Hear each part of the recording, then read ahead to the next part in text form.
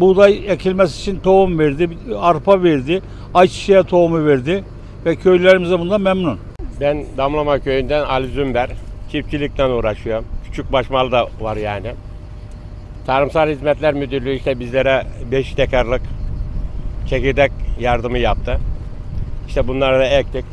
Yetişti yani. Şimdi biçimini yapacağız.